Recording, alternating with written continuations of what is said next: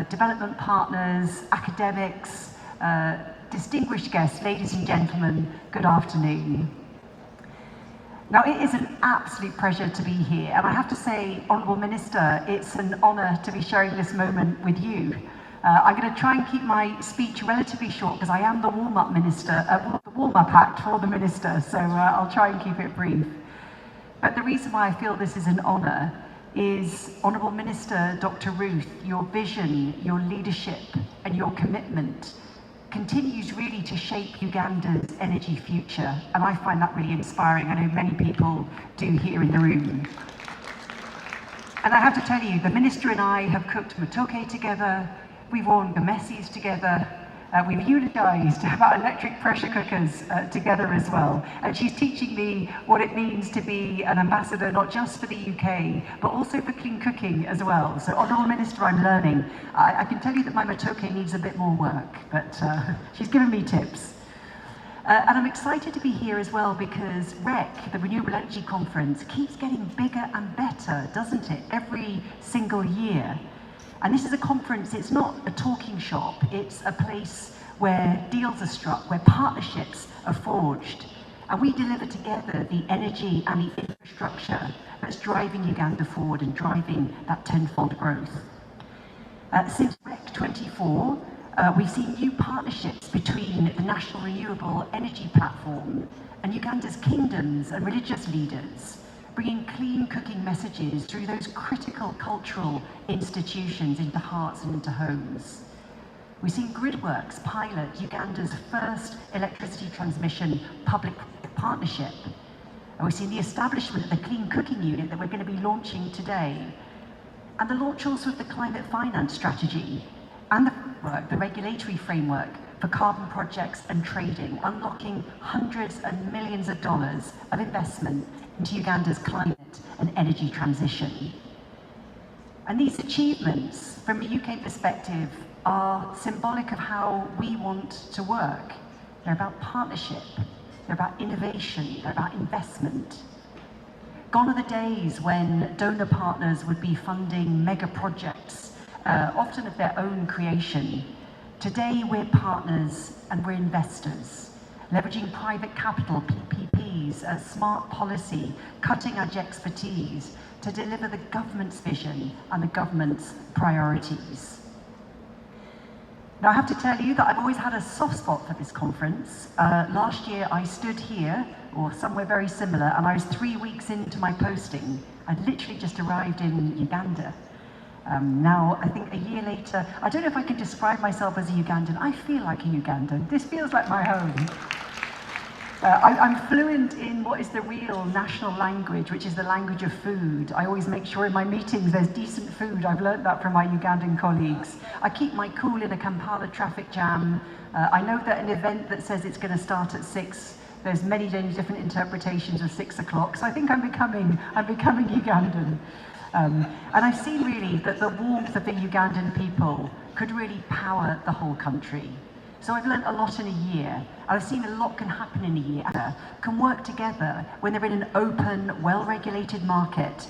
It actually attracts in private sector investment into generation, into transmission, into distribution.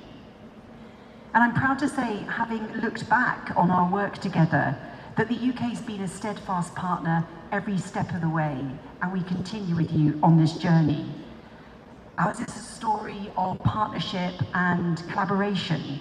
And this story, like all good books, it's got lots of plot twists, it's got strong characters, and the best chapters are still ahead. Chapter 1 of this story began back in the 1990s, when Uganda undertook one of the most ambitious power sector reforms in Africa.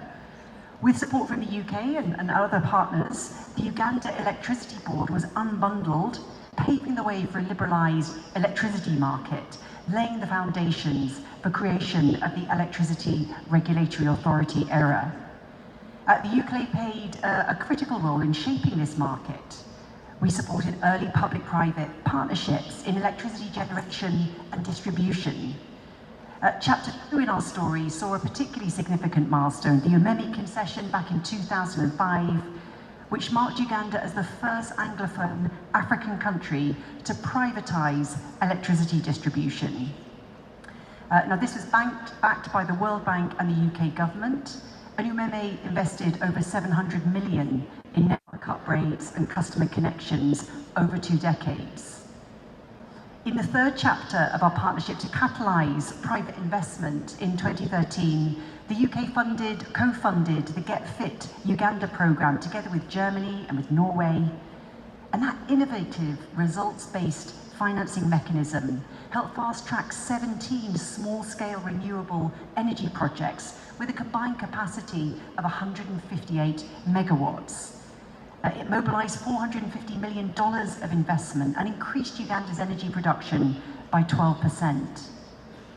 Perhaps less well known about Get Fit is the role in supporting the ERA, equipping it with the tools and expertise to manage that growing portfolio of renewable energy projects. I think Get Fit has supported ERA's leadership and ERA's transformation into one of Africa's most respected, in fact, award-winning regulators right at the heart of Uganda's energy success story. And in Chapter 4, we're still investing and we're innovating.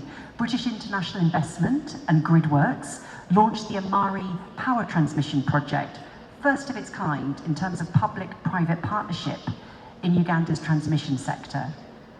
With £90 million of investment, the project is upgrading key substations to unlock renewable energy and unlock industrial growth across the country. And our latest chapter in this story of collaboration with the Ministry of Energy is the launch of the Clean Cooking Unit today.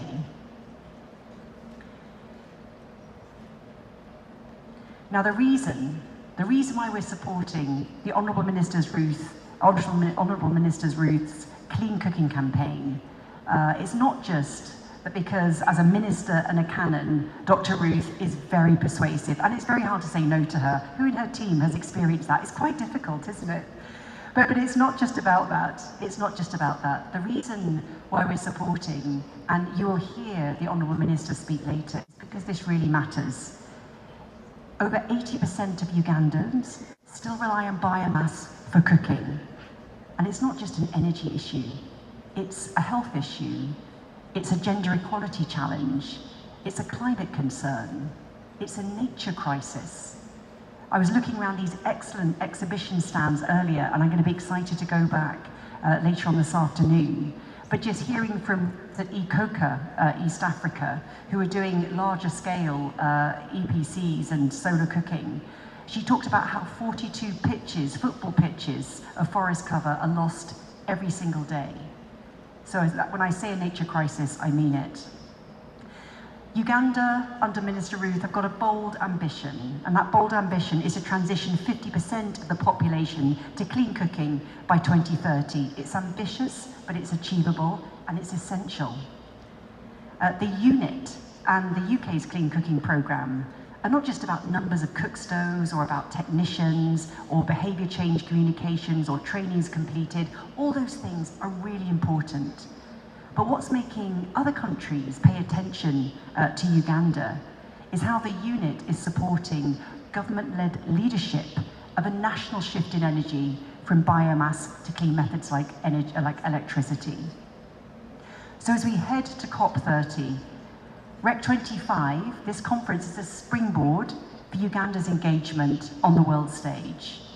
We will keep working with Uganda on NDC delivery, on climate finance access, renewable energy generation, transmission and distribution, and of course, clean cooking. So let me close by just saying congratulations, Honourable Minister, for your leadership and of your ministry, to all of the NREP team, to everyone that's involved in the launch of the Clean Cooking Unit. We are hugely proud to be your partner in this story, and may the next chapter in our collaboration be even more exciting and electrifying than the last. Honourable Minister, ladies and gentlemen, thank you.